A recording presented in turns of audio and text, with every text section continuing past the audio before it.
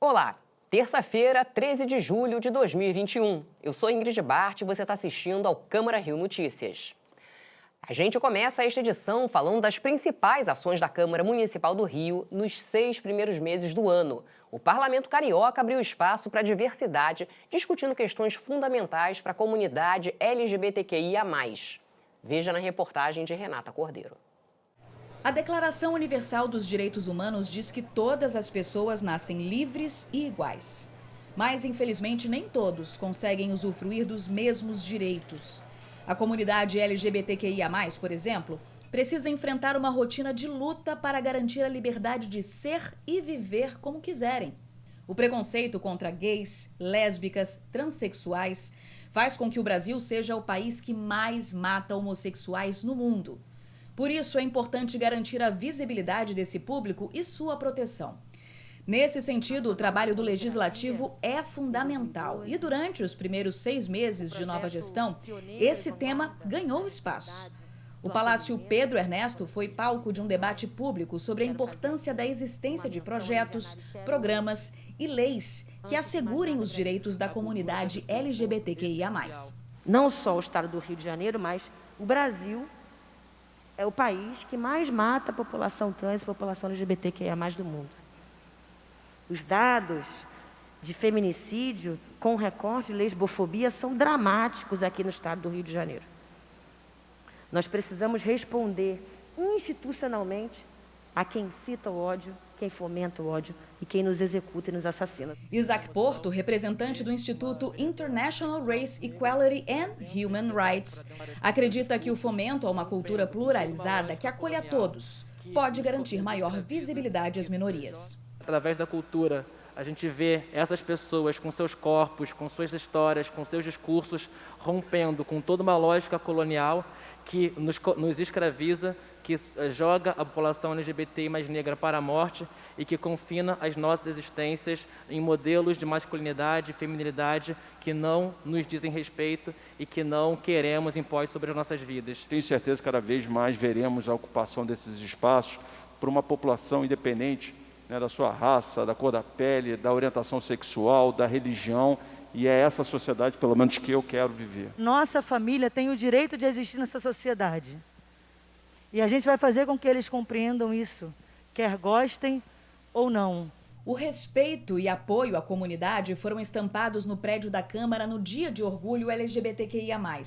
As cores do arco-íris foram projetadas na estrutura do palácio pela primeira vez na história.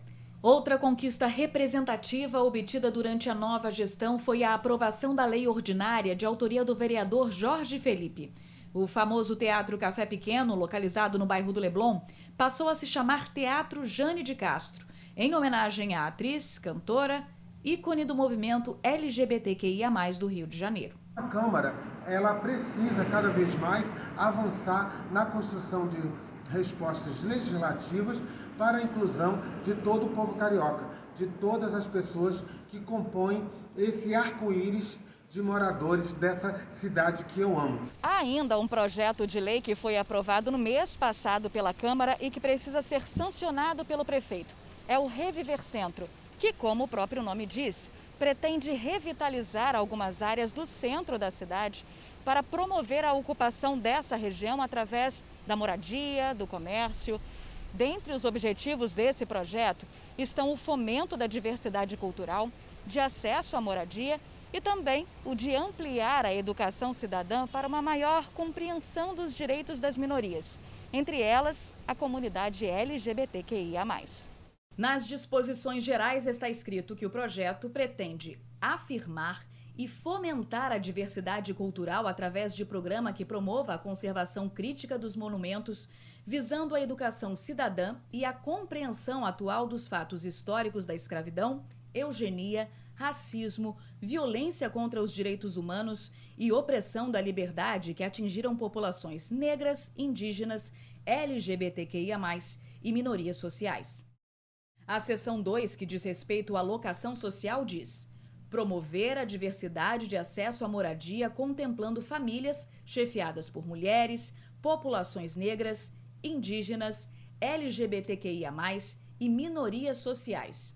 E, por fim, no capítulo sobre diversidade cultural, ampliar a educação cidadã, especialmente entre crianças e jovens, através da compreensão atual dos fatos históricos da escravidão, eugenia, racismo, violência contra os direitos humanos e opressão da liberdade que atingiram populações negras, indígenas, LGBTQIA+, e outras minorias sociais. É fundamental que sejamos cidadãos e entendamos qual o país que a gente quer entregar para as próximas gerações. Seguramente não é um país regado no ódio, na polarização, mas é um país melhor para todos nós, que juntos possamos construir uma nação melhor para todos e todas. E não perca amanhã a terceira matéria da série especial de reportagens sobre os primeiros 6 meses aqui do Legislativo. O assunto será as mulheres, os projetos, programas e leis que beneficiam a luta e os desafios enfrentados por elas. E o Rio ganhou 7 novas leis. Os textos foram sancionados pelo prefeito Eduardo Paes e publicados no Diário Oficial do município desta terça-feira. Entre as normas que entraram em vigor estão a inclusão do Dia da Universal nos presídios no calendário oficial do município, criação de uma campanha permanente de orientação para o tratamento da síndrome de Diógenes, conhecida como acumulação compulsiva, a instituição de uma semana de prevenção de acidentes domésticos com idosos, inclusão do Instituto Assistencial Atitude como de utilidade pública, estabelecimento de prioridade para lactantes na vacinação contra a Covid-19, criação do polo gastronômico, cultural, desportivo e de lazer no entorno do Estádio Olímpico Newton Santos, no Engenho de Dentro, e a criação de um selo para bares, restaurantes e hotéis que dão destinação adequada ao óleo vegetal descartável. A Prefeitura do Rio analisa a possibilidade de antecipar a aplicação da segunda dose da vacina AstraZeneca contra a Covid-19 na capital. O governo do estado decidiu autorizar todos os municípios fluminenses a reduzir o prazo entre as doses de 12 para 8 semanas. Acompanhe na reportagem de Renato Chapô. A decisão foi anunciada numa coletiva nesta terça-feira no Palácio Guanabara, que reuniu o governador do estado e o secretário estadual de saúde. O intervalo vai ser reduzido das atuais 12 para 8 semanas. A mudança ocorre após o surgimento de 2 casos da nova variante Delta em Seropédica e São João de Meriti na semana passada. Primeiro ponto importante, isso ter sido pactuado. Não é uma decisão monocrática do Estado. O secretário Chiep me solicitou que nós fizéssemos esse encaminhamento, eu concordei com ele, ele então foi ao Conselho e o Conselho unanimemente, todos os conselheiros que acham um dado hiperrelevante, eles então concordaram com antecipação. Hoje essas doses elas ficam armazenadas nos municípios.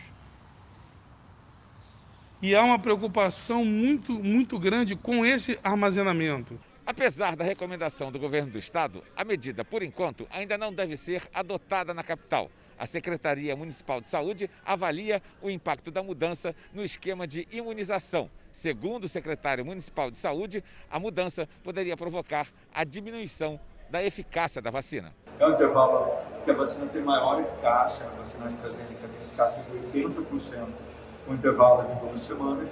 Ela perde eficácia quando a gente reduz esse intervalo para 8 semanas. A gente vai para 59% de eficácia quando a gente reduz o intervalo para 8 semanas. Para o secretário estadual de Saúde, os benefícios da antecipação superam uma eventual perda na eficácia das doses. Eu não sei qual foi o estudo que o secretário de Saúde do município se embasou.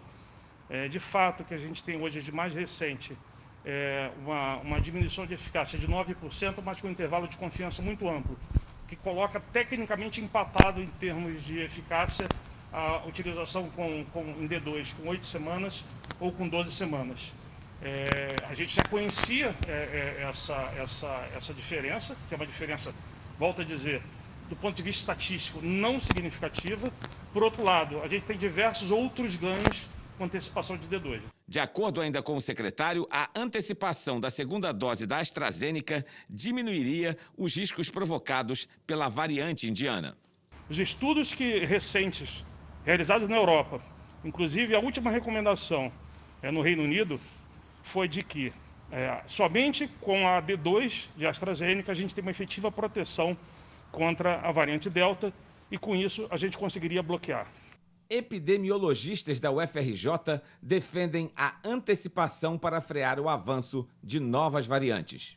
A antecipação da segunda dose da AstraZeneca é de suma importância para que nós possamos ter mais indivíduos rapidamente totalmente imunizados. Inclusive a bula, né, nos fornece, os ensaios clínicos nos fornecem os dados para que a segunda dose seja aplicada entre a 4ª e a 12ª semana. Então, o adiantamento para a 8ª semana, a gente entende que seria bem-vinda e mais gente estaria protegida em menor espaço de tempo.